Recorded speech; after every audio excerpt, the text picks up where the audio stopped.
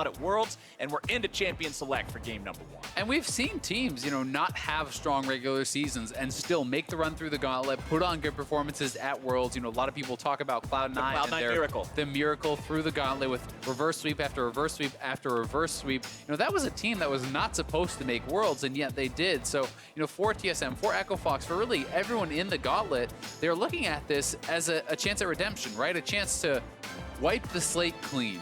Because if you can have a great gauntlet, make it to Worlds, perform on that international stage, everyone forgets about whatever else happened during the regular season. If you had a crap record throughout the regular season and you make it to semifinals and Worlds, that record will never be remembered by anyone forever. No one will care for any reason. This is your chance for absolution. This is your chance to redefine exactly what you're all about. And let's see how they go about it this time. With Akali, Zilean, and Urgot banned away by Echo Fox, TSM are going to remove the Braum, the Olaf, and the Kindred from the table, paying extra special attention over there to Dardoch, who has been one of the big key players for Echo Fox. Yeah, definitely the case. And I think a lot of people definitely are a bit worried about Bjergsen on those assassins. So taking away the Akali from him, I think makes a lot of sense. Varus going to loss, certainly his most comfortable AD. Gonna be interested to see if we just get a lot of Xayah, because when you look at the Echo Fox TSM series in the semifinals, it was 5 straight Xayah games, I do believe, actually from Zven. Or no, actually 1, he did not play Xayah. So he did actually mix it up. I'm thinking of perhaps a different series. But either way, certainly has had a very high priority on the Xayah. It was against 100 Thieves that they had the 5 straight Xayah games. Well, this game, we're going to see TSM rock the Xayah Rakan in the bottom lane. Ever since they came out, these two have been a duo that's been very strong down there, especially for a long-standing duo like Zven and mithy as players. Getting this kind of inbuilt synergy could go a long way for TSM. Yeah, it certainly could, and I think it can be a very, very powerful pick here. May mean they want to try to play a little bit more around bottom lane, a little bit more around the power down there, but it has not been one of the most common picks for them. Only 2 plays on that Xayah for Zven this split, compared to the 13 Xayah games he has amassed. We're going to see Echo Fox respond with the Morgana, which is one of those picks that can really shut down what Rakan wants to do. Use the Black Shield, block that big engage. Yeah, it definitely can, and it's so scary because as you go in for that grand entrance, if you actually catch him with the binding, you have the Varus ultimate to follow up. There was a tremendous amount of CC and lockdown there, so there is potential for that Rakan to just get straight up killed if he botches the engage, or if Smoothie is able to anticipate that and catch him with a binding. And we've seen Smoothie do a lot of good anticipations, a lot of good reactions as a support player. His Tom Kench saves in particular have been pretty on point and have been a pretty important part of his team finding successes. We're going to see TSM respond to the solo lane pick of a Ryze for Echo Fox by picking up their top laner in Aatrox for Hauntzer. Yeah, very small chance it could be flexed elsewhere, but certainly expecting it to be up in that top lane, as you say. Urgot was banned out. Aatrox is back in the rotation in some of the other leagues. We have been seeing quite a bit of it in the LPL. No longer some in the LCK. Yeah, exactly. No longer permaban, and it kind of went from super OP where everyone was playing it to then it got nerfed, no one played it, and then people were like, oh, hey, wait, it's actually still good. And they started playing it again. So we're on that stage of the cycle, but there are a lot of answers you can go, even just along the tank route. Poppy is one that a lot of people do like because that steadfast presence. You can, kind of interrupt his dashes. You can deal a lot of damage to him and kind of be more of that tanky utility style of play that just kind of holds even with him. Or you can look for more aggressive plays. We've seen counter picks come out in the past. Things like the Fiora match up very well 1v1 if you want to go for more of aggressive picks. We have seen Quinn even recently into the Aatrox in competitive play, which is much more of a risky pick, but again, something you can do. And especially when you've got Hauntzer going up against Huni. I mean, we've heard Hauntzer talk before about this matchup and how he thinks he's just capable of taking Huni down like that. And we know that Huni knows that Huni is good. So when these two go together, if you get a chance to see a carry versus carry matchup between two players like that, that's always going to be just absolutely electric. It really is. And for most teams, I would not really be considering the Fiora very much at all. And we still may not get it, but if there was a team to do it, I think it would be Echo Fox. Huni is extremely confident in his own play. This is a guy who I'd heard a lot of back when Aatrox was first coming out and actually practicing some of these counters and being the one to kind of popularize the Fiora, though it was actually, I believe, Optic who brought it out first on stage, the Fiora into Aatrox matchup, I think against CLG, if I can recall correctly. But either way, certainly some potential there. All right, now Syndra locked in for TSM. This one's important because Bjergsen does have a very impressive record historically on this champion, but I will point out that when TSM and EchoFox played each other last, just a couple of weeks ago, Syndra was one of the champions that TSM lost with. And it was in this exact matchup, actually. It was the Ryze versus Syndra. It's also interesting to see, they didn't decide to save, either of their solo lane picks for last because there was that blind pick mid laner. Bjergsen feels comfortable choosing his matchup now, and they're actually saving the last pick here for Grig. So it is going to be Ornn on the top side for Huni, so more of a standard pick here. And no carry be carry. No, unfortunately, we will just get more of a standard matchup. But we did actually see this, I believe, yesterday in the EchoFox versus Clutch game. It was the Ornn versus Aatrox in game 1 where they were actually able to pull off a dive very early on, and they don't have the Olaf as they did yesterday, but Zhao is another champion that kind of fits that same bill, that can play very aggressively early on, is very popular in the LPL in particular, gets a ton of play, and definitely can pair up very well with someone who does have that CC, and there's CC across the board here. There's the knock-up and lockdown in the top lane for Huni. There's the Rune Prison for Damonte, bindings and ultimates coming out from the bottom lane of EchoFox, so a lot of places he could gank, and those Zhao ganks early on are incredibly strong. And TSM just had to throw me a bone and lock in the Skarner in game number 1. I love to see it picked up. We'll see how good Grig does on it here this game. You've got plenty of good targets to go for with the pull. You can always go for the mid laner, always go for the AD carry. The support isn't tanky this time around. The jungler isn't tanky this time around. The only thing you don't really want to pull is that Ornn. Yeah, and we'll see if he's been watching your pro tip segments, if he does any butt twists. I want to see a butt twist. If I see a kill that gets away because Skarner refused to twist his butt, we're going to have some words. We definitely are. All right, well, it will be a good one here. Semifinals of the Gauntlet. A lot of lane focus, honestly, it feels like here for TSM. Not a lot of kind of true frontline power. It does feel like this is a lot about winning lanes, a lot about initiation, mid-game team fights. So we'll see if they can dominate. And I really wonder exactly what these teams are going to come into this series thinking about just explicitly from the last time we played. Because we always consider the last time two teams played against each other when we see them going against each other again. Yeah. But it's very seldom that it is so recent and it was in a exact same situation, a best of 5, right? It went the distance, it went to game number 5. What do you take away from this, especially for EchoFox, who came so close, but came up short? Yeah, I mean, it can be tough, right? When you're looking at it from EchoFox's point of view, Huni was sick. I think they're going to have that kind of weighing heavily on their minds and happy to have a shot at redemption here. And I'm kind of the opinion that despite Huni's sickness, it felt like it was EchoFox's series to lose. They were up 2-1. It felt like they had control in most of the games. I believe they're only behind in gold in the early game, 1 out of 5 of the games. So we'll see if they can perform better and close it out here today. All right, as the champions make their way onto Summoner's Rift, let's check in with a sideline report with Avli and ThinkCard. Thanks, guys. You guys are coming off of the momentum of yesterday's 3-0 win, but what makes you so confident that EchoFox is going to take over today's rematch compared to last time?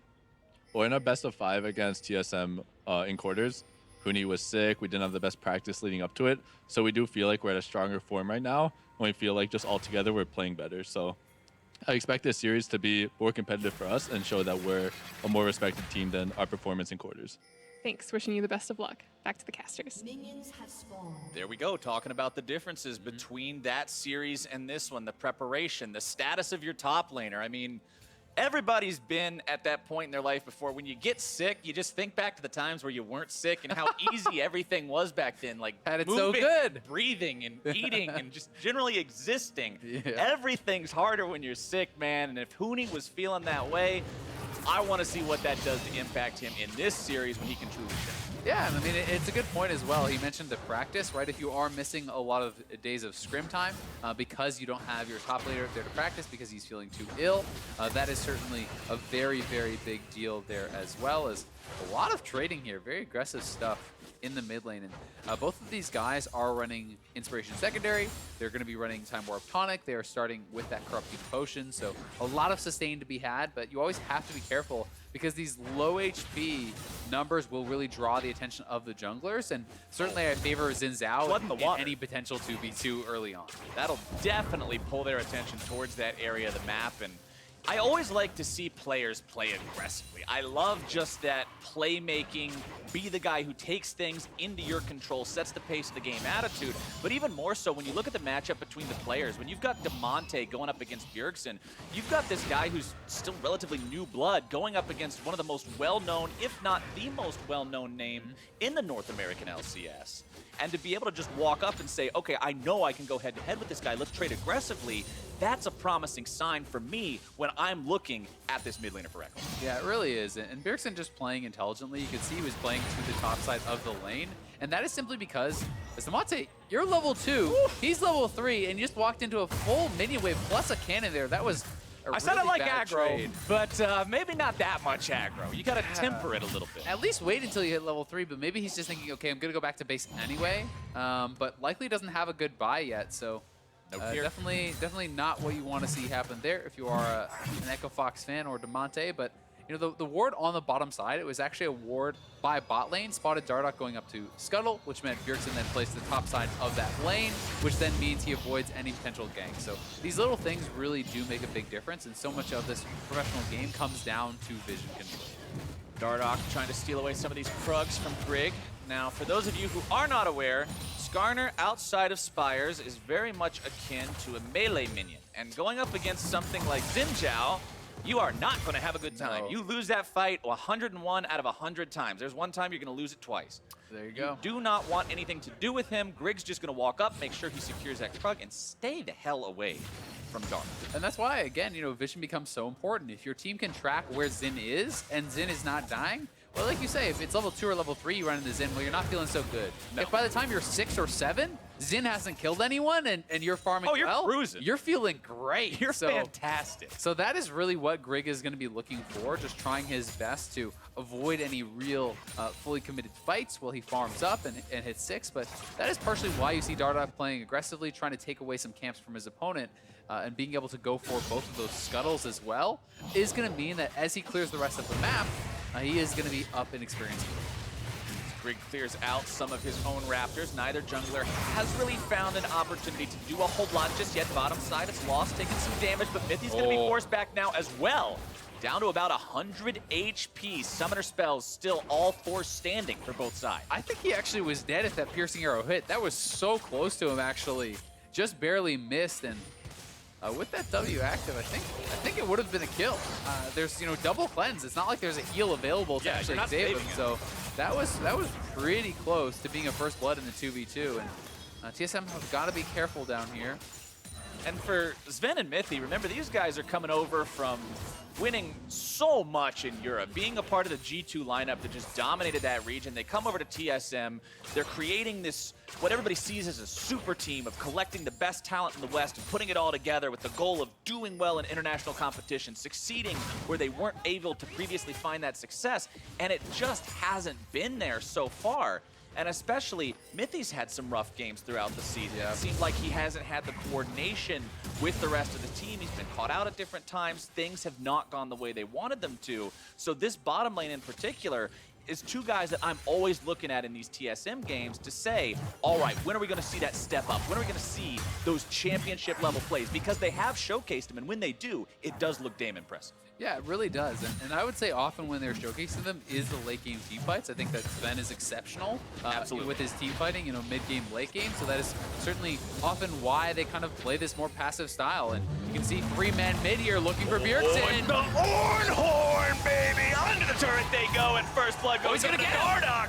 But it's a return kill. Bjergsen goes ahead, pops off the ulti just to make sure. Nice proactive play there from Echo Fox, but honestly, if you're Bjergsen, you'll take that. You got 3 members mid, the ultimate out from Huni on that roam, and Dardoch's flash, and you traded back a kill, so pretty damn good. And Hauntzer trying to zone Huni away from some of these minions. Pretty explosive start there. And I mean, I mentioned that last time Bjergsen lost with this pick against Echo Fox, but he's got an amazing record with it. It's because he knows the potential of his champion. Yeah, and this was honestly a really nice ultimate there from Huni, getting the redirect right onto him. But Bjergsen gets his combo down, drops the ultimate, and that in addition to the turret, is able to burst down Dardoch and trade back a kill. So gold remains just about even off of the play. But it's good to see Echo Fox being proactive, especially when you do have that Ornn. You love to see the Ornn getting out of lane, looking for plays around jungle, looking for plays around mid lane, because that ultimate can be so powerful. And you're not really going to need it for the 1v1 against Aatrox, where it's very unlikely you will be getting a solo kill here. I mean, why would you be looking to go into a real 1v1 against him? Anyway, Damonte trying to go in now with the portal. Once again, Echo Fox looking for Bjergsen, trying to keep him down. Yeah, that scatter was very nice. Got to throw a little bit of criticism the way of Smoothie, though. No Black Shield coming out that I saw. You know, perhaps could have actually Black Shielded Dardoch and allowed him to have that time to close the gap. Instead, it's TSM. With that failed play mid lane from Echo Fox, they're going to start up the Infernal, and it looks like it will just be there as the Dardoch is up on the top side of the map by the blue quadrant, clearing his wolves. So, well played here to TSM. First Infernal Drake over to your team just 8 minutes in. Feels very good for this TSM squad. In game number 1, when these two teams played in the quarterfinals, actually, it was a big fight that broke out around the first Drake that set Echo Fox behind for the majority of that first game. And obviously, they learned their lesson from last time. This is what I'm talking about, adaptations. Even though it's an Infernal Drake, man, that thing looks juicy. You want to get in there. You want to fight for that. But there was no way they were going to get in. Nobody tried to do anything. Concede it and move on. Yep, they are going to be able to grab that for themselves on the side of TSM. And it's interesting to see Grig here also going for challenging smite on the Skarner. And, you know, very often you do see the chilling smite, people, you know, wanting the extra move speed, being able to close the gap and get those ultimates off. But this is going to be a bit better dueling against the Zhao. If Zhao is going to be invading you and getting up in your face, you have a better chance at skirmishing. Maybe you're going from melee minion to a cannon? Yep, you big old cannon minion now. The way I always like to describe it is, at least in solo queue, Chilling Smite's probably a 4 out of 5 games buy for Skarner. The remaining game is one where you're up against something that is a capable duelist, like a Zhao, like a Graves or something similar, and you know that if you get into a fight with this guy, you are going to need that extra armor that being a cannon minion will provide, or the power of a red smite if we're talking in actual gameplay terms. So I like the pickup for fighting against the Zhao. Of course, you've also got your big initiations coming out from your Rakan to make sure that you can still get pulls off once the team fights come around. The Chilling Smite won't be missed in that regard. But Echo Fox is still a team that's scrappy, Azael. This is still a team that we have known for just always looking for where can we win a fight? How can we set up a fight? And that's still what I'm constantly looking for from them this time around. Yeah, and they have been trying to find those fights, but as the observers were just showing us, the vision has been very, very good for TSM. I mean, there was a ward in the far brush in the lane, so Dardoch couldn't go for a lane gank. There was a ward in tri-brush, so he can't come from that approach. They have the scuttle control, so he can't come through the river. There's nowhere that he can go to actually get down to that bottom lane, because they were looking to actually combo with Smoothie and Lost now that they have hit level 6. If you can hit the Varus ultimate into a Binding, into a Zhao, into a Morgana ultimate, there's so much. You're dead before that sentence is done, man. Exactly. So deadly if they can chain that CC together. But so far, like you said, TSM's doing a good job of just stalling, buying that time, allowing themselves to get to that late game team fight you were talking about, where Zven and Mithy can really shine and show off the caliber of players that they are. And we know that Bjergsen on this Syndra can do the same thing, putting down the damage. Of course, when you also look across the board at Echo Fox, you do have Lost on this Varus pick that, as you mentioned in Champion Select, is one of his signature picks. This is the champion that this guy can work his magic on, as Damonte finds himself stunned up by the Scatter of the Week. Grig's not going to go any further there. Damonte's flash will be prized enough. Dardoch hanging around to the side means they're not going to go in any further. Huni looking to find the 1v1 here onto Hauntzer, brings him low. Oh, say it ain't so. Ooh, you hate to see it happen. You really do. You really do. Pause comes down. Not sure as to the exact reason yet. We'll keep you guys updated as we get information. Right as Hauntzer falls down to, let me check what that is, 41 HP. It's not a lot, but he does have his ultimate active. He actually popped it before he got hit by the Ornn Horn there. So he will be reviving, and then the question is just if Huni can kill him again after that. And the answer, spoiler, is very, very low chance, because he's already used all his abilities to actually get him this low. So you are expecting Hauntzer to kind of slink away, maybe be forced back to base, but Huni laning aggressively here, and certainly looking like he is on form, at least in game number 1. You know why this is happening, right? This solo kill? because earlier we said there's no way that Ornn solo kills Aatrox. He's not solo killing him. He's forcing cooldown. He's forcing his ultimate. All right, sure. He's just forcing the ultimate out instead. But either way, Hauntzer's on the losing end of this one. He'll likely be downed into that pseudo Guardian Angel form when the game does resume. But if you look at the state of the rest of the game, jungle farm pretty much dead even, which, as you mentioned earlier, does favor Grig on the Skarner as he's going to scale. He'll be able to do more in the fights later. Mid lane, very even between these two. Bottom lane, it's an advantage for Lost. But again, talking about what Zven and mithy can do later on in the game, we're going blow for blow in the first 11 minutes of this game. Yeah, I mean, it's 100 gold or even less that separates these two teams. And Bjergsen did request a pause there, so that is why we are paused up, and that is why we have our wonderful Donald investigating on the scene. He's going to be fixing it up, no problem. But hopefully we'll be able to get back into it very quickly, and hopefully there's no major issues. And when you do talk about an even game, then you have to start looking at, okay, well, who does team fighting favor? Who does the late game favor? And both teams kind of have, I think, their strengths and weaknesses in that regard. When you talk about a Zhao versus a Skarner in the team fights, you generally would rather have that Skarner. I would certainly think as you're getting towards the later stages. Aatrox versus the Ornn, if it's a head-on team fight, you'd think you'd much rather have the Ornn. For Aatrox to really be effective in those teams fights, you have to either get a flank or be in a side lane or do something like that. But really, it's fairly even, I would say, down the line. Xayah, Rakan, incredibly strong team fighters. Morgana and the Varus obviously can be as well. There's a lot of kind of team fight power, as well as the ability to 1-3-1 on kind of both these teams, or even 1-4, because you could send Ryze out to match Aatrox. So there's a lot of flexibility in these teams, and I think certainly no clear scaling advantage to either side.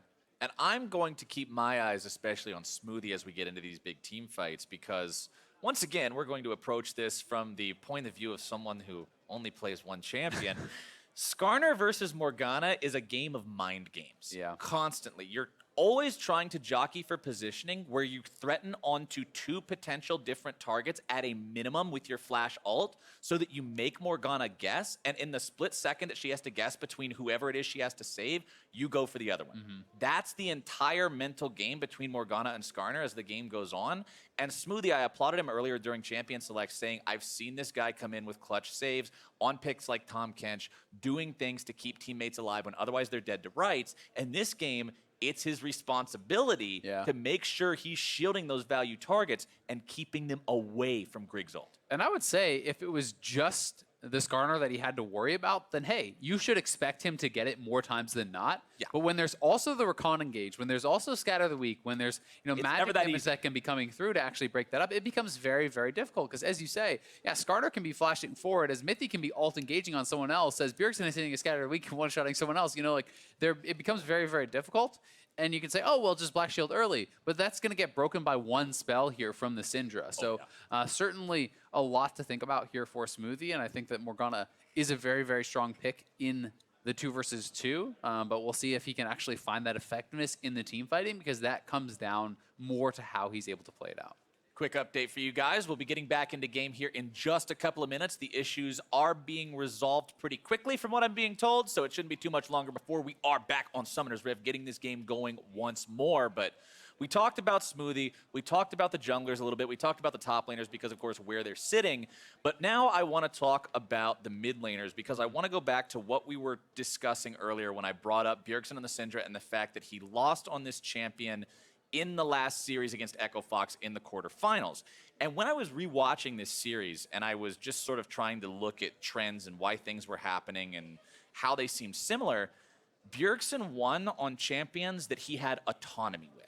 He won on Irelia twice, and he won on LeBlanc. Champions that don't need anybody to hang around and protect them, support them, do anything. The champions he lost with were Syndra and Azir, which, although they can make plays on their own, are specifically more vulnerable than something like LeBlanc or Irelia when left alone. And so what I want to see from this series, from TSM, is if you're going to put Bjergsen on a pick where he can potentially be vulnerable, do not allow him to fall into one of those positions of vulnerability. Yeah, I definitely think it's a really good point. And if you can protect Bjergsen on this Syndra, he will reward you with those proactive plays later on. He will find stuns. He will zero people out. I mean, it's his most played champion is 59 plays before this game.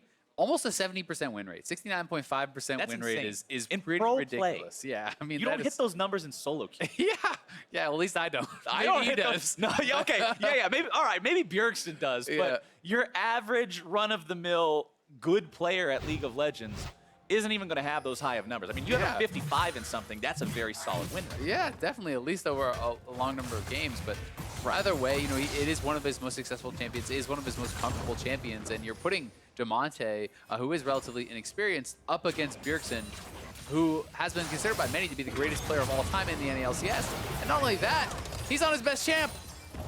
Whew, it's a hard situation to be in, but Echo Fox are confident that they can be able to walk away with the win here.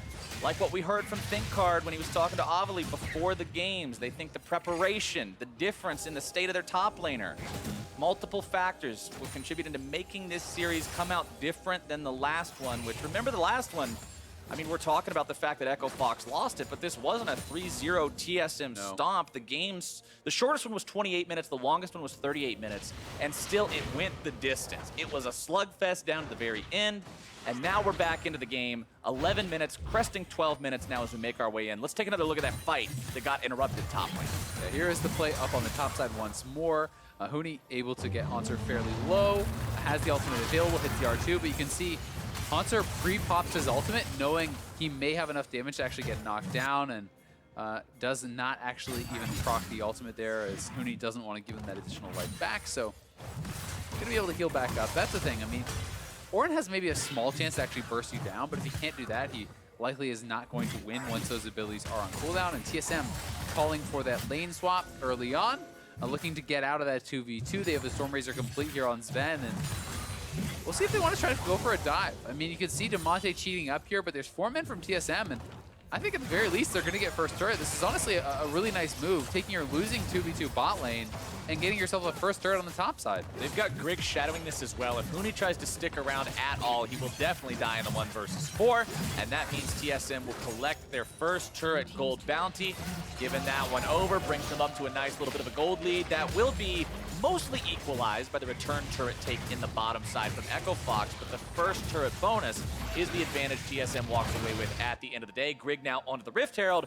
Hopefully he doesn't make the same mistake Echo Fox made yesterday and forgets the eyeball on the ground. Yeah, that would be a little bit unlucky, but we'll see. If they can actually take the second turret, then Echo Fox certainly looking pretty good in this trade, and looks like they will be able to get it. So despite the fact that they give up first turret, they do get 2 for themselves. TSM grabbed the Rift Herald though, so there's an opportunity cost to that, but there is the potential to get a lot out of it as well, and they are now kind of collapsing here on the mid lane. 4 TSM members, they're going to look to try to bully down this mid lane.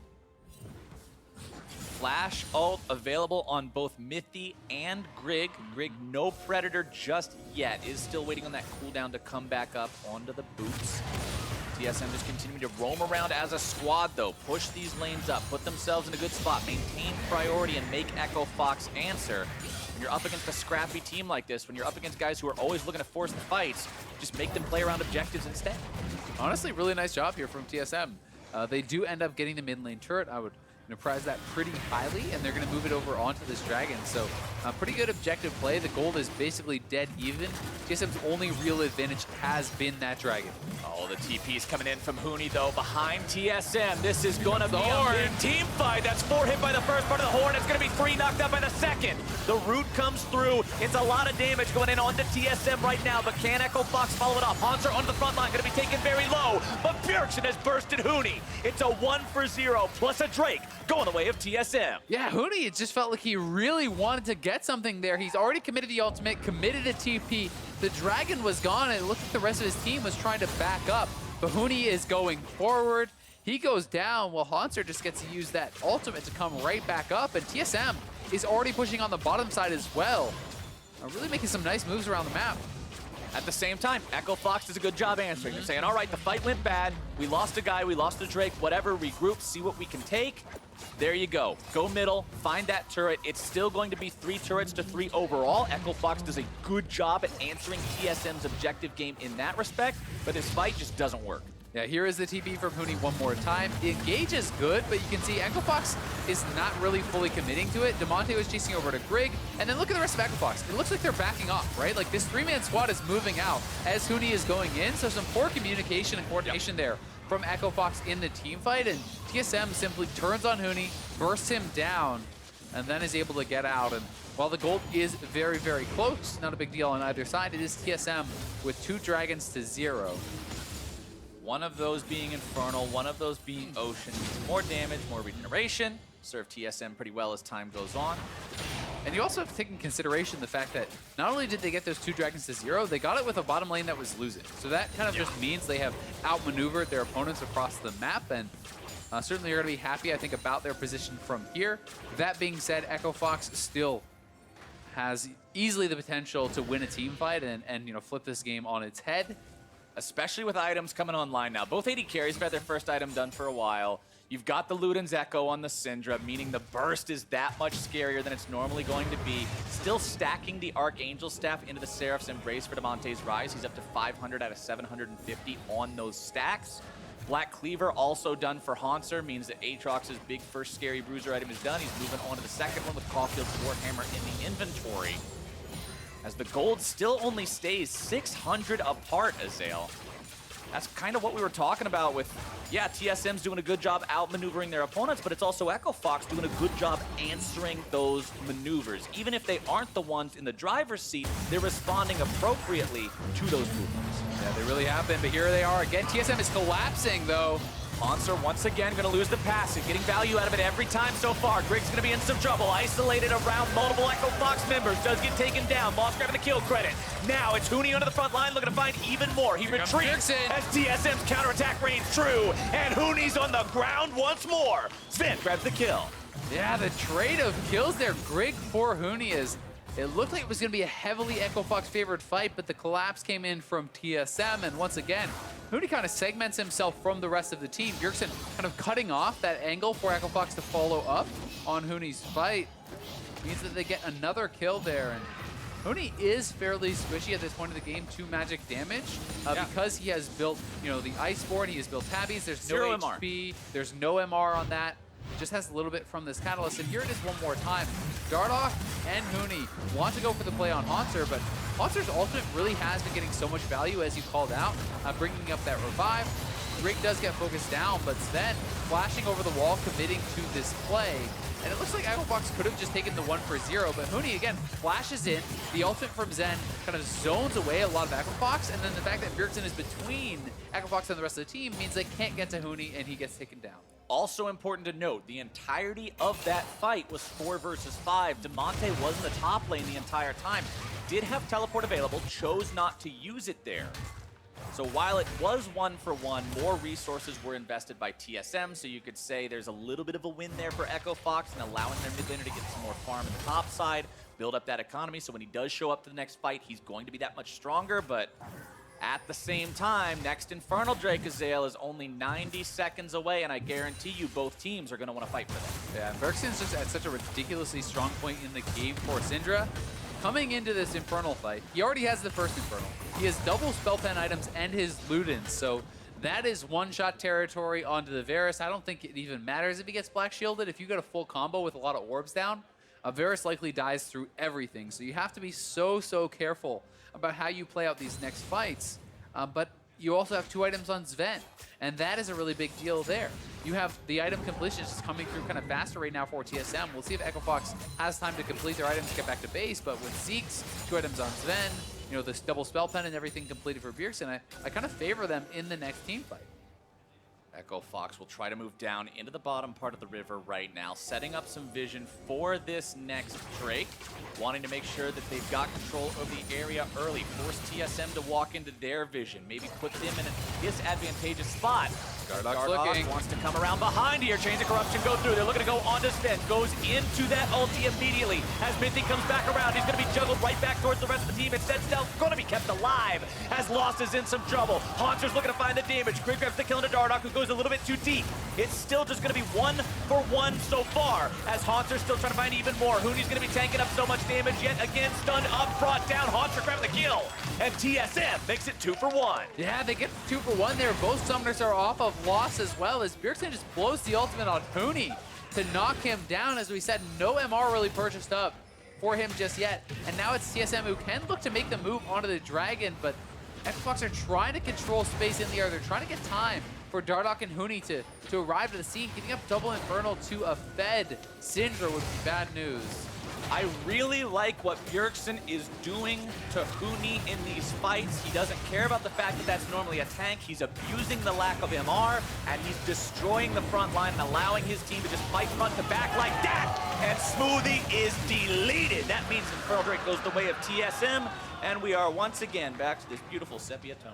We are back to a pause here, but TSM in full control now. Double Infernal really is a huge advantage here, especially when you are looking at these damage dealing characters. You have a DPS top laner with the Aatrox. You have this is kind of assassin mid laner. Yes, it is a mage, but essentially the way it works is similar to assassin, because if you can get past the damage threshold of a one combo, I kill you before you move. Exactly. You become so much stronger. Like, being able to 100% someone is ridiculously better than being able to 80% or 90%. And with double Spell Pen, with the Ludens, with double Infernal, Bjergsen likely is going to hit those sorts of numbers. And it's also part of the reason he could attack Huni here, who hasn't built any flat MR. He's facing up against a lot of flat Spell Pen here from Bjergsen. And Bjergsen has just been able to kind of execute the tanks. Quick update on the pause this time around. It was called by Smoothie, who says that Bjergsen's E, the Scatter of the Week, the stun, was invisible to him in that last fight, and the refs are now investigating this to see if that's actually how it worked out, if that's the state of the game right now, and then we'll see where we go from there. So I'll give you guys more updates as we get those, as they become available. But right now, this game is starting to look more and more in the favor of TSM. They've got a couple thousand gold lead. They've controlled every Drake so far. Yes, the turrets are close. Yes, the kills aren't just running away quite yet. But it just seems like Huni's over-aggression is punished every single time by TSM. Yeah, I mean, honestly, the team just doesn't really look on the same page when you see that Huni is kind of moving forward. Oftentimes the team has been moving backward, or the team has not been ready to kind of follow up on any potential engage from him, which to me speaks more about kind of mismanaged communication and poor communication than it does about, individually they're messing up. It's more just, okay, hey, maybe those Huni engages are great if everyone is expecting it and everyone is flashing forward and everyone is following up, but when that doesn't happen, you're just throwing away your life. All right, well, we should have a replay here in just a second of Smoothie's last death against Bjergsen and up against that Scatter of the Week that he said is experiencing a visual error. So let's take one more look at that. Yeah, so here we have those balls out on the ground, and there is the Scatter of the Week. Obviously, we can see that on the Observer client. Doesn't mean that he can necessarily see it on his own client, and we do have the ability to actually see what it was like from his point of view. So the refs will be investigating that to make sure that it was what's on his screen, not just what we're seeing. But very clearly there to us, you could see the orbs on the ground. Scatter of the Week hits him. He gets exploded by a very fed Syndra. Which, of course, leads us to 2 Infernal Drakes for TSM. And when you're considering a gold lead, you've always got to count the Infernal Drakes as an extra bonus on top of what's already there. And I always just think that anytime there's an assassin or a Syndra or a burst sort of champion, they're worth multiplicatively more because, again, of hitting those certain thresholds where you can it's a yes or no, right? Exactly. And that becomes so scary for Echo Fox. And honestly, even if Smoothie doesn't go down there, perhaps he's able to back off, but I don't think they have really any chance of actually challenging for that dragon because Dardoch and Huni still weren't out on the map. You don't have a smite. You're down a member, and very likely not going to really be able to contest there. That being said, miracle steals have happened. Yep. It's always been a thing before. It'll always be a thing in the future. And one thing I'm also going to point out now, if you look at the inventories, Huni still has 0 magic resistance. It looks like he is itemizing towards magic resistance next. He has a Kindle Gem, he has a Ruby Crystal that could be built into a Spectre's Cow, he could be going for a Spirit Visage there. There's a lot of options, but no magic resistance. Yeah, it's interesting because I actually feel like if you have the Kindle Gem plus the Ruby Crystal, you're going Warmogs, so you're actually still not going MR. Yeah, you could be going Warmogs too. There's a lot of choices. And to be fair, if you hit a certain amount of HP, if you build enough HP, it becomes no longer worth it for Syndra to actually use the ultimate on you, even without that MR. But I would have expected from this situation to see him complete his Abyssal, right? Like, that's why you have the Catalyst. You pick up some flat MR. Even just one Null Magic Mantle, the 450 gold there, counters so much of the resistances, the flat pen that comes through, because that's 25 MR. For the Oblivion Orb plus the Sorcerer's Shoes, that's like 2,600 gold for 30 flat pen, or you could spend 450 for 25 MR. Right, you're negating a ton of what it is, and at the end of the day, it feels like there's a lot more value in that than grabbing another Ruby Crystal. For sure. I completely agree that he should be at least grabbing that up to deal with some of the bursts that Bjergsen has been putting down. But we have a lot of items that are going to be pretty quickly coming through for Echo Fox. Once we have Lost on the Rage Blade, that is going to really kind of ramp up his damage. That, in addition to the Blade of the Ruined King, is going to be helping him to punch through a lot of the HP that Skarner in particular has built up. But that is where it comes down to, Mithy and Grig and those sorts of guys putting pressure onto Lost and not allowing him to kind of just be a turret, right? Threatening the engage, making him back up, and kind of making him play scared in the team fight can significantly reduce the amount of damage that he's actually able to do. And talking about the items we're seeing completed, I want to go ahead and touch on the build from Dardoch now as well while we're still paused, because a lot of times you see Xin Zhao's go with aggressive builds. You see a warrior into either a Trinity Force, you see sometimes like a Sterix Gauge or something similar, a bruiser type item. But this time around, it's strictly supportive role after the warrior. He's gone for the Knight's Vow, wants to make sure he keeps the carry safe with that. Then he's got Quicksilver Sash, just so he can't be pulled by the Skarner. I still stand by what I say in Champion Select, where anybody other than Huni is going to be a pull that can win you a fight. Just because you have a Knight's Vow doesn't mean you're getting away from it. That's not a real tank item. So I like the fact that he picked this up because it means he can get himself out of those bad situations and still be useful in these fights. Yeah, and unless you're snowballing, it's not worth, I think, building pure damage. Grabbing some utility here. It's going to be about team fighting. Makes a lot of sense. But I believe we are going to toss it over to the guys at the desk to talk about the game until we're back into the action. Oh, hello there. Quick break while we chrono break back to 2102. Sorry, I was getting all the info in my ear there, so I was listening very intently so I could pass the information along to you, the viewers. But a chrono break has been offered to the side of Echo Fox because Smoothie on the Morgana could not see the Syndra E and the orbs coming towards him.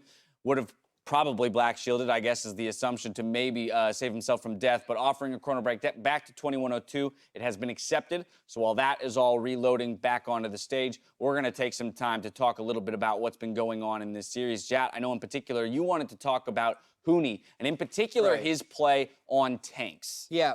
Since Huni is a player that so much identifies with carries, we started the conversation during the game of how well does he judge his damage and the damage he can tank on tanks? Because I was kind of the opinion when I've seen Huni play tanks, at least on SKT, he looked really good in tank versus carry matchups because I think that stems from his understanding of carries. But I also think that in tank v tank, like playing pure frontline, I think he makes some questionable decisions. We're gonna roll through 3 team fights right here. One big part of playing a tank that I think doesn't get talked about a whole lot is knowing when to go in. A lot of it is not just looking at the other team, but it's watching your team as well, like knowing you have the follow-up. And in both of these exchanges, it looks like Huni just wasn't on the same page with his team. You see his whole team is hitting Grig back here, and then Mithy goes in distracting them.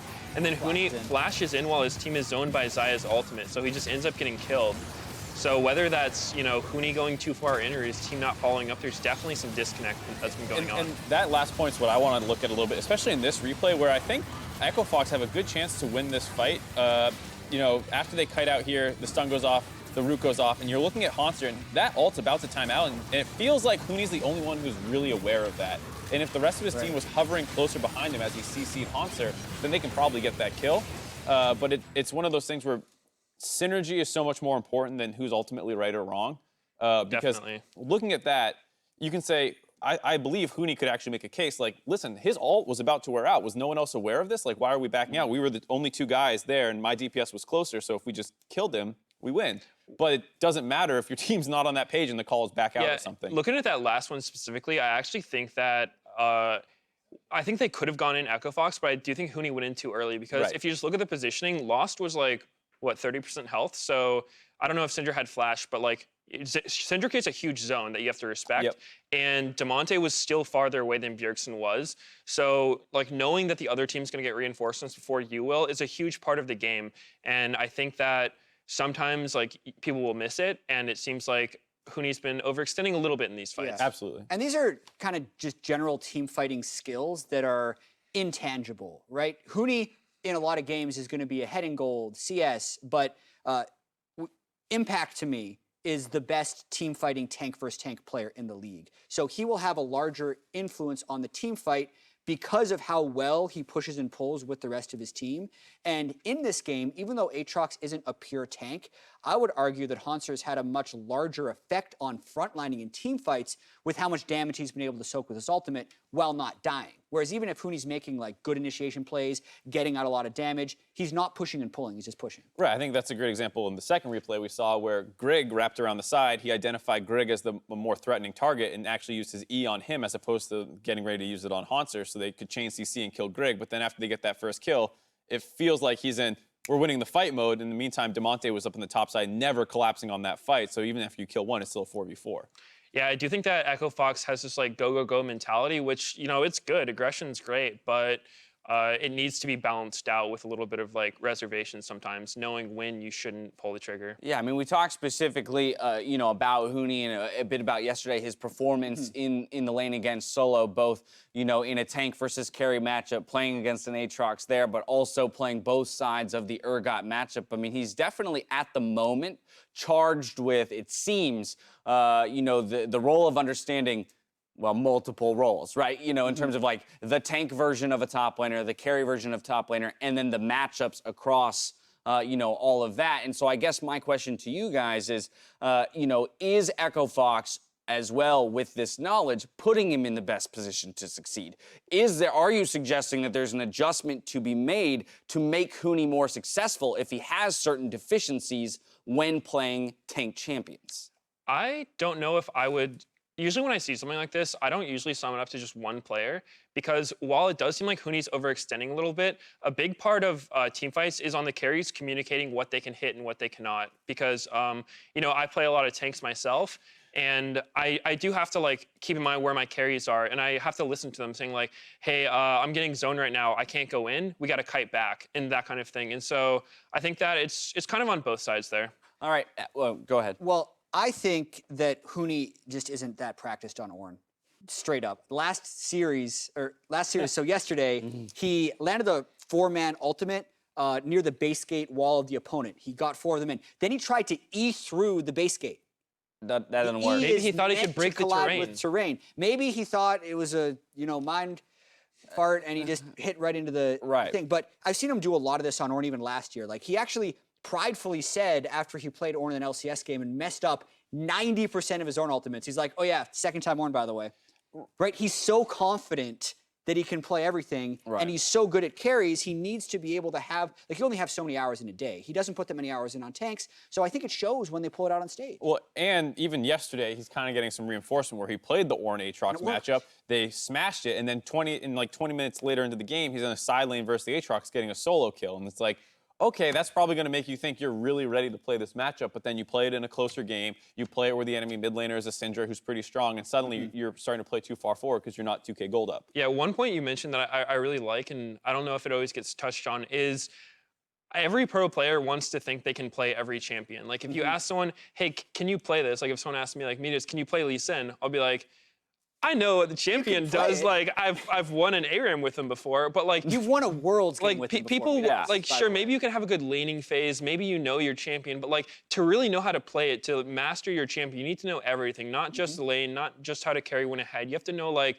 how to use all my abilities every matchup, how much damage I can deal, how much I can take, and those mastery levels just come with lots and lots of games. So I think that people aren't always the best at self-evaluating how good they are. Well, and there's a difference between like, I know what the champion does and I know how to execute on it, and like the knowledge level being almost instinctual versus like, yeah, if I can look at this play and know what I should have done and what buttons I should have pressed versus on like, the Lee Sin topic, Zven Skarner this weekend, right? With that, you know, kind of intuitive play with the, you know, ward flash kick. Right, like a lot of players can execute that if someone tells them go do that, but to see that in the moment and instantly executed is a different level of knowledge. Well, that conversation devolved, but in a fabulous way. I enjoy it. And on the other side of the break, we'll talk a bit more. But as the issue is resolved on stage, we're going to take a break. And as we go, here's another look at the newest League cinematic for Odyssey. Attempting to chrono break the game between Echo Fox and TSM. So while that continues to load up, we want to kind of get a refresher on the game state. We had some good discussion about individuals within the game and some, some conversation around tank play. But as we narrow our focus back into the game as it is in its most recency, pretty even game. Kind of posturing around this dragon. How do we feel both of these teams have performed up to this state? I actually think this has been a much better series so far. I mean, it's very early on in it, but what we've seen has been a much better series than the quarterfinal matchup that they played, where I think both teams are actually playing fairly well. I still think, obviously there's things to improve. We talked a lot about Huni, but for the most part, these teams are playing their comps and the macro game around them well. I do think that so far from what I've seen, as I was saying earlier, I expected Bjergsen to kind of outperform his counterpart in Echo Fox, and it kind of seems like that's going on, because if you look at the amount of pressure that each team has gotten, Echo Fox has been pressuring mid quite hard, but even on that first gank where they invested a top lane roam and a jungler's flash, they were only able to get a trade kill with Syndra. And then also on the second gank, Syndra was able to survive a 3-man gank without flash, so just a lot of good plays coming on. And then Damonte did a very, very conservative flash when he saw Skarner for the first time, so I think a mid advantage definitely going TSM's way. Yeah, and I think that TSM has been a little bit more proactive, but that's not to say that Echo Fox has been slouches in reacting to it. So there was a sequence in this game when TSM lane swapped that we're going to pull up and kind of break through. It was about a 2.5-minute sequence that we thought was actually very well played. So this starts with just normal trading in top lane. This is, I believe, after Huni had burned the ultimates between the two top laners, and TSM decides to swap. First thing, notice Huni's actually warded the lane brush in case that happens. A lot of times you'll see that AD carry support come up and get a kill. That doesn't happen here, and a lot more happens. Right, and I think what's interesting to note about this one as well was TSM did a similar lane swap in that quarterfinal matchup, but they did it at a time where Echo Fox's bot lane was still in lane and pushed up to the turret, and they got such a massive tempo advantage, it cost them thousands of gold. Here, they do it at the time where both bot lanes had recalled at the same time, so this swap doesn't get quite countered out quite as instantly, and Echo Fox instead have to go for a trade where the tempo is relatively even. TSM are actually a little bit ahead, so after they take this turret, they say, okay, let's go for the next objective up on the top side, and they start focusing down on the Rift Herald. Right, TSM takes Rift, but Echo Fox recognizes that they will take Rift, and they do a couple of clever things here as well. So notice how Damonte is cheating to the right, so he's going to his strong side of the map, and we don't catch it on camera here, but Smoothie actually tanked a turret shot so they wouldn't have to break off in between minion waves. That bought enough time for the next minion wave to get to turret, which is why they're actually able to get this turret down before Hauntzer could threaten anything. The really clever part of this play that I like is up until now, this is all fairly standard macro play, but I think it starts getting a little abnormal right now because at this point, usually both teams would recall to spend the gold that they've earned, but because there's a dragon spawning in 20 seconds, both teams actually opt to stay around. And now I would say that Echo Fox has the advantage coming into the situation because they're postured around the dragon first, and TSM kind of has to walk into them blind, which is always scary to do. What's nice, though, is that kind of down payment that they made with the Rift Herald is going to pay off because while Echo Fox is posturing around that dragon that's just spawning, they have complete vision control, TSM get mid priority and are able to drop the Rift Herald to actually take a turret here. And because now Echo Fox is forced out of the position that they were holding to go defend against the Rift Herald, now TSM can move in and actually start establishing their own vision. Alternatively, I think Echo Fox could have tried to go for Drake, but that's a risky play. Instead, they backed off, and then it's like, okay, well, we have teleport, so we're going to go for fight. Right, and so TSM in this situation, they were actually able to take a disadvantaged position, get a mid turret out of it, get the dragon, bait out a teleport, and get a kill out of all of this. So really like a good play by TSM, taking not a lot and getting a lot out of it. Right. 2 turrets for each team, but TSM gets the dragon, as you mentioned, also getting that teleport and even a kill. So, I mean, by all accounts, a win for TSM, but both teams playing to a relatively high level when it comes to the understanding of what, strategies were available to them in the moment and then picking the optimal ones. Right, and I think that's kind of what we were saying, where it's like, this is a better looking series so far. These kinds of plays, sure, there's still some like, maybe you shouldn't have gone in here, maybe they're not all on the same page, but the fact that they're all thinking well about the game is good to see. Yeah, I'm glad we're able to talk about this kind of play because it's one of those things that when you're watching the game, you don't always notice like why these things are happening or like why the teams are doing what they're doing, because you know everyone can see that like TSM's bot lane went top, but it might not always be clear why they did that. And like a big reason for that is just to get out of laning phase. Usually, like if you have a bad top or bot matchup, sometimes you can just like send everyone to one lane if you have decent tempo for it. Tempo meaning like how fast can you push your waves, how fast can you like get to their turrets. So yeah, definitely some good macro play going on there. Yeah, and that sends the game into a little bit of chaos because when TSM did that lane swap, not only did they dodge laning phase, but they accelerated the pace of the game. There were so many turrets traded. I mean, after the Drake happened, we saw yet another turret trade where Fox took mid tier 1, TSM took bot tier 1. So now they're in a situation with 7 turrets in the game being down, Drake no longer up for another 6 minutes at 14 minutes. We had that discussion of what do you do next, which I like the discussion we had, and you can say what TSM ended up doing next and what they try to do next, but that's not a situation you're often put in where that many turrets are down, Drake is completely gone, and you're just kind of ready to go. And now, who would you say has the advantage with a more open map? Because there is like, you know, a closed map situation where all the turrets are up and it's a very long laning phase, and there's more of an open map situation where like the tier 1s, the tier 2s start falling. And so in this game, who would you say has an advantage? I think for me, I often look at the team that has the more globals or the better like laning 1-3-1 matchups. So like Syndra Fizz is like, okay, there's no globals, but if you put Fizz in the side lane and Syndra in a side lane, like give me the Fizz side, please. Right. And like I kind of feel that way with Ryze, but I don't think Echo Fox has found a way to manipulate the map to set up side lane plays with the Ryze. Yeah, I'd want to get your opinion on this too, because my answer would be, from a comp perspective, I do like Echo Fox. They have a better long-range initiator than one of their side lanes, and also Ryze side lanes much better than Syndra, especially when the lanes are long. But because they're lacking vision control, that can get turned around on them, because this was your point actually, TSM can ward up an opponent's side of the jungle and group invade, so they don't have to be isolated in side lanes. Right, and so I think those are all good points, and I would actually agree that I think Echo Fox, based on their team composition, does have a slight edge because the Ornn ultimate is the big one. Ornn ultimate is such a good catch tool, and if you're against champs that have lots of mobility like Ezreal, LeBlanc, it's not that punishing, but if you're playing Syndra, you're playing Xayah, you have to invest some really big cooldowns to avoid that Ornn ult, whether it's Flash or Xayah ult. These are like 2+ minute cooldowns for an Ornn ult, which I think Huni's just stacking a lot of CDR so he can just keep ulting. Yeah. And that will probably lead to a lot of catches for Echo Fox, which will then pressure TSM feeling like they have to group, and they're going to feel very scared spreading out at all. That gives Echo Fox a lot more leeway to like split push with Ryze. They feel pretty comfortable. They can just farm up, look for picks, and TSM's going to feel a lot more pressure, in my opinion. Let's go one level deeper then, because I find this interesting, the idea that if we're indexing or we have more confidence in the composition put forth by Echo Fox at this stage of the game, what about the players and teams piloting those compositions? Because we talk about, you know, Huni not looking the most proficient on Ornn, right? Not awful. I'm sure he could, you know, he can execute on an ultimate catch in a side lane.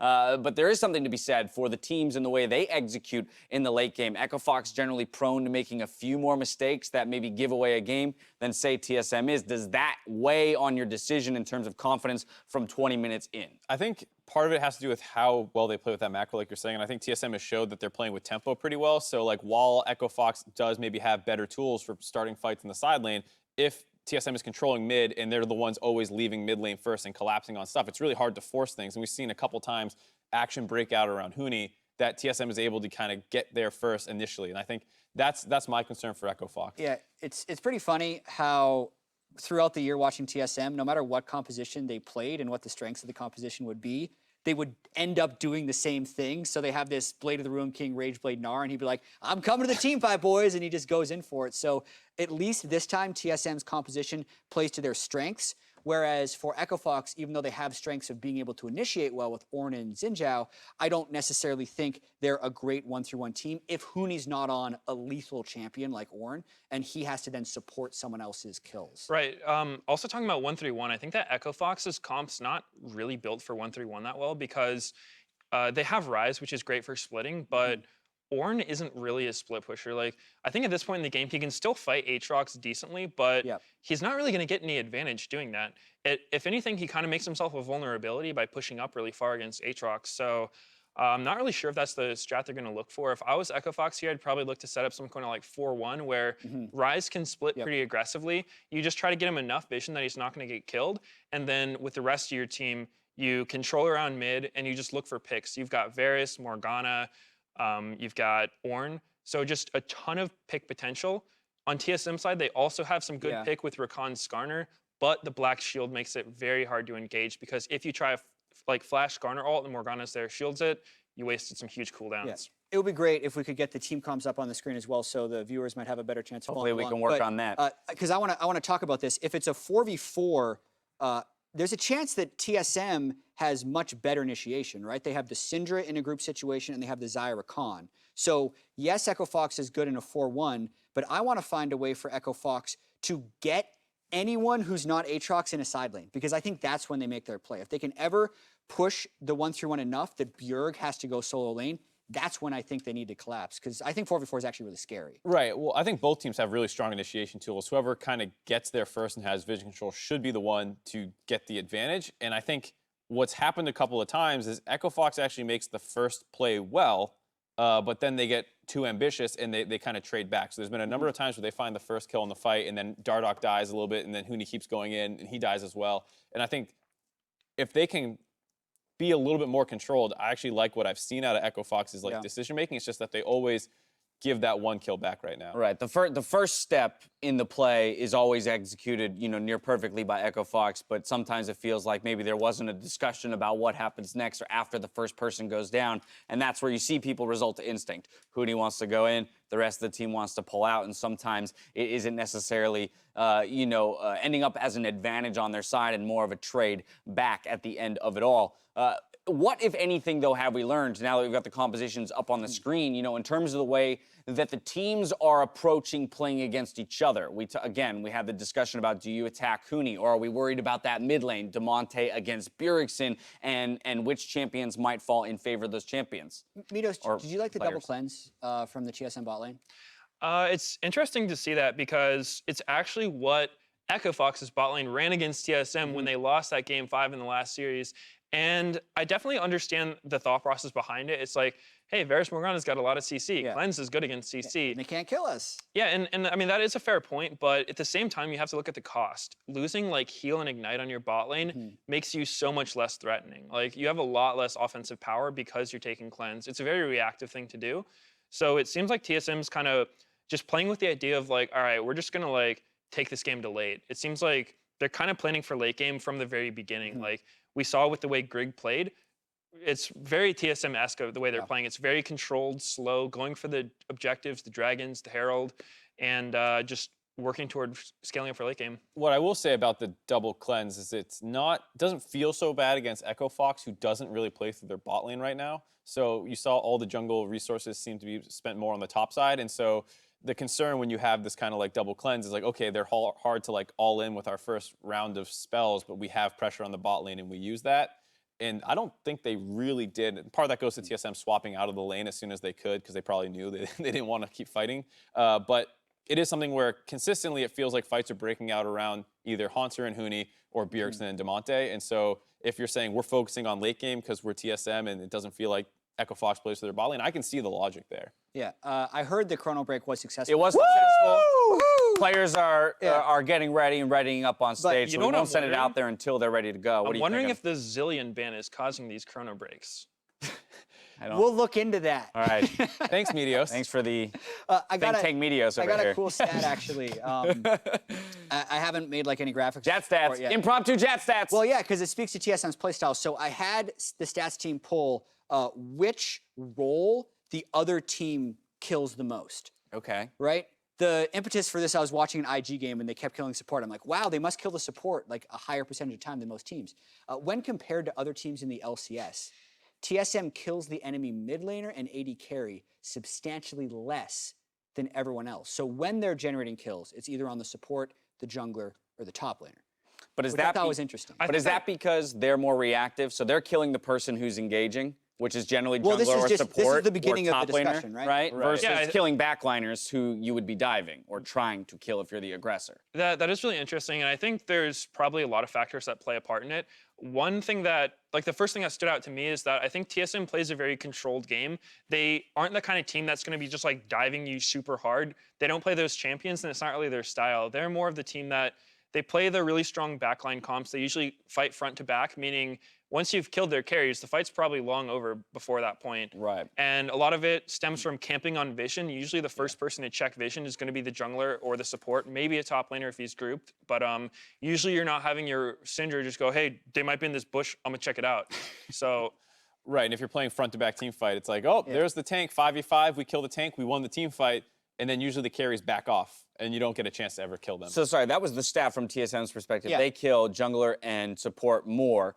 Does that imply that Echo Fox kills mid and ADC more than anyone? Let me grab it. You didn't check that. Okay, I wasn't sure if you had pulled the stat on both sides. Yeah, one. All right, give me a second. how about this one? Here's the brain teaser. Don't look too much who on on my phone, Echo I'm gonna Fox get it. gets killed the most? It's top lane, I'm pretty sure. Like, Maybe. Both that, him and Meteor Dardoch, stats. Can I play that game more often? Sounds easier. I feel like I'd be way more successful at Meteor stats. all right, so kill percentage for Echo Fox. They kill the enemy jungler 24.9% of the time, which is the second highest in the league. Dardoch's just aggro Optic all the kills time. the top lane jungler more, but it's actually somewhat similar, but they actually kill the enemy support almost never. Lowest percentage in the league. Is that because they ignore bot lane? So they're like ignoring bot That's lane. probably got a lot to do with it. And Dardoch fights topside jungle and in Huni. This is all games of summer split, like plus plus. How controlled is it? Is this a percentage difference from how often the average team is killing someone? Well, so you know how damage percentage works, right? Like if no one else on your team does damage, your damage percentage is huge. It's gonna look That's crazy. how this works. Well, because I was gonna say like some roles probably just die. Like I would believe if tanks and top laners generally and junglers as well have some of the most deaths in the league. You look at Deathly on Golden Guardians. Yeah, so it's some of the least deaths, but it's because he's an ADC and he backs out of the fight once his front line goes down. Across the whole league, top laners die 20.6% of the time, junglers die 22.8% of the time, mid 18.3, bot 15.8, and support 22.5. Okay, so top jungle support, the front line. And then it's not like what percent more than other teams. It's just like that actual percentage. So for TSM, like they kill the enemy mid laner about 2% less than the league average, which is the lowest in the league. Okay, that's interesting. That's cool. Team Liquid, by the way, kills the opponent bot laner 4% more than anyone else in the league. Why? Can you break down why I wonder who that they might play be? around. Huh? Weird. I mean, that's intriguing, right? It's cool to kind of track and how it might relate to overall a team's tendencies when it comes to team fighting. That for TSM, like they will take more measured team fights. They're going to fight on the vision and in a more prepared style. So no surprise that they index a little bit more towards killing the tanks than say diving to the backline and killing the backline carries. And then similarly for Echo Fox, but in this game state as we're at, if we're trying to pull this all back, to this point, are one of these two teams set up better for doing exactly that? Because you earlier said that you feel Hauntzer is actually playing a front line better on Aatrox than Huni is right now on Ornn. And so this isn't to say that, the champion in its kind of the way it is perceived isn't necessarily the way it has to be played. You can play a frontline Aatrox even though you're building a Black Cleaver. Yeah, it's looking to me like Echo Fox isn't going to win the 5v5 team fights. Okay. So I think they need to attempt to set up 1-3-1, wait for the soul lane to get isolated, and go there. But I think this game is pretty heavily trending towards TSM, assuming no one is mega tilted after the long pause, which is a real factor, because I think they've been getting the team fights, and they've been outplaying them in the team fights. Yeah, Meteos, it's been a long pot. Well, never mind. I'll ask you this question later. As we jump back into the game, we're going to throw it out to the casters for the call. The 60 Ladies and gentlemen, we are back. It has been a hot minute, but we are once again back here to bring you game number 1. Remember, things were rolled back a little bit before the fatal Syndra E that could not be seen. That means Smoothie didn't walk up, didn't get himself killed there, but TSM was still able to find themselves victory in the bottom part of the river, securing that ever so important second Infernal Drake.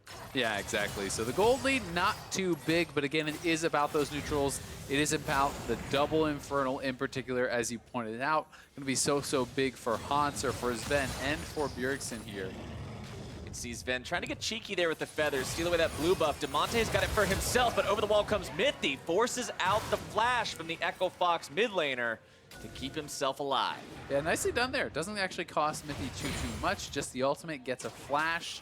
They also got Seraphs out of Damonte there, so not much left for him in the way of defenses. And this is actually pretty interesting. It looks like Hauntzer is going for a Ghostblade second. This is becoming a little bit more popular just as a way to actually get into the backline with the Aatrox ultimate, because as you know, when you pop the Aatrox ultimate, you get a burst of speed, and you can actually just kind of pop the Ghostblade, and you start just becoming this race really car fast. zooming in on top of people with that ultimate. So it's not something that we used to see very much of. This build also allows you to get to 40% CDR very quickly because he is going for the 10% CDR talent in Sorcery. You grab your Caulfield right after the Black Cleaver, boom, already 40%. You can start to spam it out and can be pretty powerful. Once you hit 40% CDR on Aatrox, after the third Q hits, there's like 2 seconds before you can fire off the first Q again. So it's almost a constant Q dance coming out from this guy to make sure that that damage threat is never ending. And until Huni does have a Warmogs, as we were talking about earlier, one of those items he could be building with the Kindle Gem, you can see he didn't actually sell the refillable for a Ruby Crystal this time around, as happened last time. Instead, still just sitting on that Kindle Gem. But until he does have that regeneration, he is not going to enjoy himself in that 1 versus 1 as TSM push down the top side, tier 2 under fire, taken down. That's free objective for the side of TSM. And look at all the vision they already have set up around Baron, but Huni is TPing in. Echo Fox trying to get a fight, but TSM may be out. Once again, Echo Fox want to go for this. Huni's still coming around from the side. Sends off the ultimate, doesn't manage to knock it back, and TSM are now separated, rooted up, and taken down. Mithy's the first one out of the picture. Smoothie gonna be in some trouble now. They're looking to save him away, but Hauntzer's still got the damage to dunk him right back down. Lost goes down too. Grig finds the kill onto him, but is he gonna be taken down in his own right? Yes, he will. Shutdown goes over to Damonte, but they lose Dardoch in the process. It's 3 dead on the side of Echo Fox. 2 for TSM. Yeah, critically, both junglers are dead, so I don't think they can actually go for the Baron here, but Huni hanging around needs to make sure that they don't attempt it. It is +1 kills there, though, for Echo Fox, or rather for TSM, as Echo Fox tried to be the ones to get this engaged. Huni on the side looking for the ultimate, but it's Bjergsen and Grig. Nice timing on the scatter. Oh, he didn't get stunned at all. He just straight up did it way too early, then got Skarner ultimate. Missed the Ornn. On the other side, though, Hauntzer with a really nice combo. Good timing out of that stopwatch to actually burst down Smoothie. And yeah, in the initial play, I just assumed that he had actually gotten CC'd up, and that caused him to miss the Ornn redirect. Perhaps feeling some pressure to actually get it out earlier, though, because he knew the CC would be incoming. Either way, Huni not able to hit the engage there, and Hauntzer was caught on this ward. And Huni looks like was able to actually pick up a kill, and no, not quite. Now it's back to live. Oh, Huni again, 1 and 4 this game. It did cut out before he got the kill, but Hauntzer's dead, so I'm assuming he killed him in the brush there where we were in the last replay. Then we went to live, and we see Huni die, so I think he did at least... We're all over the place, man. He did at least get the kill on Hauntzer, and we may find that out from the next replay, but either way, yeah, Huni definitely having a tough time.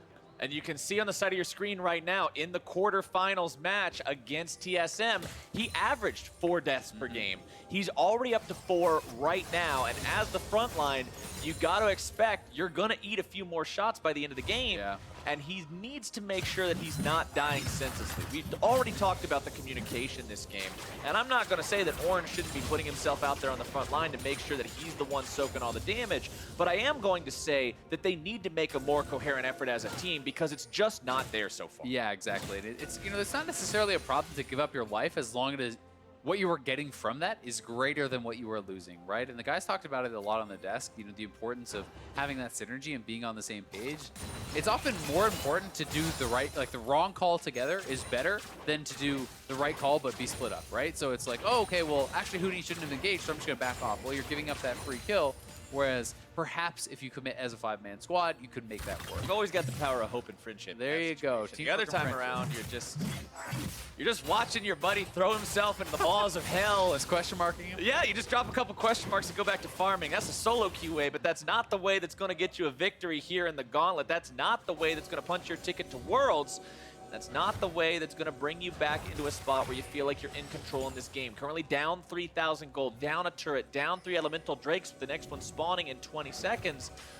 When does it become too much for Echo Fox? When does this start to break? As TSM now gets their jungler knocked up into the air, Trying to make the play happen here. Dardoch, good job using the QSS, getting himself away from the Skarner. Damonte is already going to be bursted down. This is going to be big for TSM here, taking down one of the cannons from EchoFox, as now they've got the opportunity to once more, Azael, seize the neutral objective, as Dardoch will be caught out here, has to flash away from the chains, getting over the wall with the blast cone, but TSM already gets what they came for. Yeah, TSM really starting to feel like they're just in full control. EchoFox are choosing these fights and losing them, as Damonte realm warps in and just gets deleted there. TSM could just head over to Baron. I think they're going to at least try to threaten it, maybe force out a response. Huni is in the area. At the very least, they can establish vision. And I talked about this at the beginning of the game, how the last time these guys played, it was a scrappy first Drake fight, that EchoFox style that backfired and put them behind. In this game, it's happening again. The scrappy style is not working out, as now EchoFox coming in, looking to stop TSM. Huni's going to be taken very low. Into the pit they go. Baron Nashor secured by the side of TSM. They will lose their top laner, but now they're still trying to fight their way out of here. Damonte goes forward, gonna be counterattacked. Mithy's got a huge ult, and that's the team fighting Azael. That's the guys who are the kings of Europe, looking to bring it back here to NA and find that strength yet again. Grig manages to finish off the last of them, and EchoFox's base is now going to find itself under siege. Yeah, they can just run it down. They're not going to go for the end, because you can see Bjergsen is going mid lane. They're going to try to press for 2 inhibitors here. 1 inhibitor in the top lane certainly going down. They could meet up with Bjergsen in that mid lane, try to go for that, but it looks like TSM 3-man squad actually want to try to end it anyway, so Bjergsen should have been with them. They may just get the 1 inhibitor turret and try to go back. They're just going for it. They don't even care. Dardoch is the only one up. He's going to be joined soon by Smoothie, but that's still only jungler and support. TSM looking to put the DPS into Dardoch. They'll get him in time. Zven goes unstoppable. Still going to be kept alive. Does get taken down. The binding isn't blocked, and Smoothie grabs the kill into Zven. TSM take down the mid lane inhibitor turret as they take their lead. A bit of a split call there, though, from TSM. It looked like the 3-man squad was calling to end the game, and Bjergsen is trying to push to get additional turrets in the mid lane. If he had been with them in that top lane, maybe they can actually end the game. There's a lot of AP on this Syndra. He would have done a ton of damage, but either way, TSM massively ahead after this play. This Mithy ult, keep your eyes on him in this fight. Yeah, Mithy definitely coming up big in this one. Did get bound up, and the Baron close to going down, but not quite able to get it. And then you can see as the re-engage was going to come across, Zven pulling backwards. Damonte gets the Banshee's Veil popped, and in goes Mithy, getting all the members there, and Grig with the flash in follow up. They get the ace and the Baron. So much off of that play. And you asked Flowers, when is it too much? Well, welcome to it. That's when it becomes too much. And you said, Azael, these men are team fighters. They proved themselves in the later stages of the game. And Mithy, right there. You look at games, you look at moments where they're won and lost, and a lot of times you can pinpoint specific instances that really were where a game was either turned or solidified for one team. And that was a solid damn ultimate. That was good. Yeah, no kidding. Mithy definitely coming up big there. And you have to look no further than the marksman's itemization to understand how big the difference in this game is now. Zven is on 4 items, and Lost is on 2.5. So you know, feels he is bad, man. Massively behind. Yeah, depending on the perception that you're looking at it from. I mean, if you're Zven, this is fantastic. If you're Lost, yeah, exactly. It's all about the perspective. As TSM are focusing in now on this bottom side. Last inhibitor turret still standing. They want to brute force this one down. They've got everybody hanging around here. They're still waiting for Hauntzer to show up. He's also trying to apply some pressure between the lanes, make sure he can bounce back and forth between bottom and mid as the inhibitor is open. Yeah, the Superminions are coming in the top. Hauntzer is going to press for this mid lane inhibitor. TSM just needs to keep the 4-man squad there, and Bjergsen, a lot of damage done on that combo. That was through Black Shield without him using his ultimate. And eventually, someone from EchoFox has to go answer these super minions. There's only 1 Nexus turret, and it's already low, so TSM just need to play it slow and not get engaged on. TSM playing this one smart so far. They take down the final inhib turret. Bjergsen finds the damage on the Smoothie, forces him to go into stasis to keep himself alive. Ornn ulti comes through.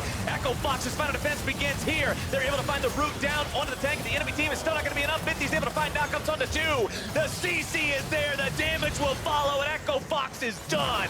TSM repeats what they did in the quarterfinals and takes game 1. A dominant game 1 victory here for TSM, close for the first 22-25 minutes. But one team fight in the top side. Echo Fox not able to get the engage. TSM win out on that fight, able to take it into the Baron, a clean ace, and that was a decisive victory from there. And I'm not going to sugarcoat it. Echo Fox needs to go backstage, and they need to get this coordination on the same page, because that game, they weren't even reading the same chapter. Everyone seemed like they weren't finding the same, they weren't even looking at the same situations the same way, and they really need to bring that together, because this is a team that we've seen work wonders and be very coordinated and pick those fights and set the tempo of the game. And this game, it just backfired every single time. It really did, and you said it, that has been their strength, right? They were supposed to be the skirmish team. They were supposed to be the team that finds those fights, that finds the 2v2s, the 3v3s, the individual outplays, and makes it work. It's not always been about this beautiful slow-paced macro style from them. It's about fighting, and if your fighting is not coordinated, is not on point, what does Echo Fox have? They have themselves a situation that they need to find a remedy for. And for now, on how Game 1 went the way of TSM, we're going to send things back over to the State Farm Analyst Desk. That's exactly right, Captain Flowers. Thank you very much. TSM coming away with the victory. Quick to end after resuming from that pause. It seemed quite dominant. And Meteos, before we dove back into the game, I was just about to ask you what the duration of a pause like that can do to a player. You yourself have sat through a number of them at times in your career, and I can only imagine, but I'd like to hear straight from you. Pauses are very rough on players. I actually tweeted out right before this at Meteos LOL on Twitter that it's so hard for players, because, you know, like, you're going into these games, like, a lot of the way these players operate is off of like intuition, instincts, just like gut feelings to things. And when you have to wait around for so long, like, you just lose that, basically. Like, you come back into the game and you're kind of like, what was going on here? I don't even remember. Like, for me personally, as a jungler, I feel like I always have these timers going through my head for like enemy flashes, jungle camps, buffs, dragons, etc. And it's like, wait, I thought his flash came up in 5 minutes, not 45 minutes from now. So that can just really mess with you. Even like intuitively for some players, like you're talking about, if you're a top laner and you're doing trades for 20 minutes in a regular game, you start developing a feel for how those patterns are going. And like, I'm winning the trade, this kind of stuff, and then like to completely lose that feeling, to completely lose that feeling, and have to go back in and be like, how do I still win this trade? Yeah, exactly. Right? Like, those kinds of things, I know some players have said to me, like, that's one of the worst parts for them. And I think in some ways, if we talk about this mentality, and I'm looking specifically at a team like Echo Fox, you know, they might even be more susceptible to some of that than other organizations or other squads. Yeah. So you don't want the ability to tilt or not tilt on a pause to matter. Like, pauses suck for sure. Correct. And I do think Echo Fox was disadvantaged before that incredibly long chrono break. Where they were already 2 Infernal Drakes down. Smoothie didn't see the Syndra E. They agreed because they were most likely losing that fight, whether or not it hits, it's over. But they were disadvantaged in this game, and this was one of the fastest, like, especially the Baron fight we got to see at the end, the fastest, oh, let's just fight this anyway, because if we don't win, we want to go next anyway. It's a 5-game series. Like, it almost felt like that's the soft way of surrendering without actually doing it on the LCS. Yeah, it kind of is like, I feel like anyone who's played League has encountered a player, if they haven't done it themselves, where it's not that you're trying to lose, but it's you just kind of go limp to everything. You're just like, I'm not really trying to put much more effort into this. Like, I'm kind of having a terrible time here. Let's just get out of this situation. Yeah, you're not being careful. So this was one of the last fights we saw before the pause, and you can kind of see it was trending towards back and forth. This was post-pause right here. You can see Huni comes back, way too eager on his E. I think he was trying to get it off before Maybe he tried doing the second. That was his R. That was his second R charge. Yeah, second R charge. Didn't get that hit off. It unsuccessfully zones out Bjergsen, who's able to come in at the end of the fight to turn this. And there was only like 3 or 4 minutes more gameplay before this one is over. This is another fight they lost. But the biggest one was this one. They're already, Huni's basically 0 health. They don't have Baron, and they flash into this fight. This was the most tilted fight I think I've seen in a while. Yeah, definitely the case. I mean, even at the start of that fight, Huni just eat into all 5 members while they were doing the Baron to try and get something going. And you can definitely feel that this was a game that people are going to have to recenter themselves after. That's so hard as a player because, like, you know, I've been in situations where, like, you can get pretty emotional playing, and it just sort of, like, takes a toll on the way you play. All your decisions get worse. So I really hope that's not the case because these two teams have practiced so hard for this. There's so much on the line that when there's technical difficulties, like, there's not really a good way to resolve them. It's unfortunate it happened, but both teams just have to try their best to recoup and keep playing. So, you know, now they're in that moment, right? The time between games for them to come together as a squad, right? The veterans or, you know, the leaders on the team need to step up and make sure that everybody else is returning to, you know, a state of normalcy and mental preparation when it comes to that second game. But I think that's where I'd like to focus then, because we did so much discussion on the state of the game leading up to the pause, and the pause, you know, and then following that, the game ended relatively quickly in TSM's favor. So let's refocus in on Game 2 and what should be done on the side of EchoFox aside from mental preparation within the game to come away and actually extend this one to a 5-game series.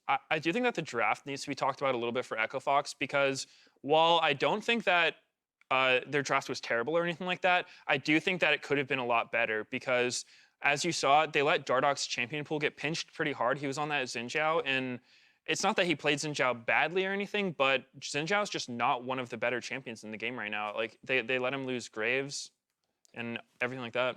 EchoFox has selected red side, so if that informs any of your analysis here moving into Game 2, go for it, Jack.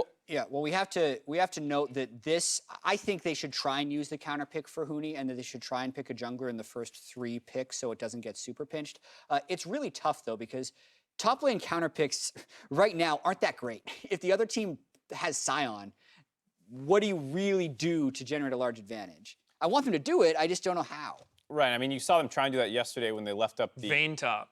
Urgot. Please don't suggest that. I mean, you go back to Urgot that's what I was as long as gonna say. Urgot's available. TSM should ban Urgot. Right. Well, blue side, or they should first pick it. Well, that's what I was going to say. Yesterday, EchoFox left it up so that the blue side could first pick it, and then they tried to counter pick it. With Cassio. Right, and then I was going to follow it up with, that didn't look super effective. I mean, they did win that game, but the Cassio got ahead, then fell back behind, then got back ahead, and, like, I think that was great against Clutch, but I'd be hesitant to see that working against TSM. Okay, so if there really are no counter pick options in the top lane, you're looking at, I guess, the mid lane for a counter pick, and then it's a matter of getting Damonte in a good position against Bjergsen, who has shown he can play anything from a Zillion to a carry Aurelia. I mean, it seems like his, you know, champion pool is so large and unpredictable, it'd be hard to set up, in a way, a comp that Damonte can counter pick with.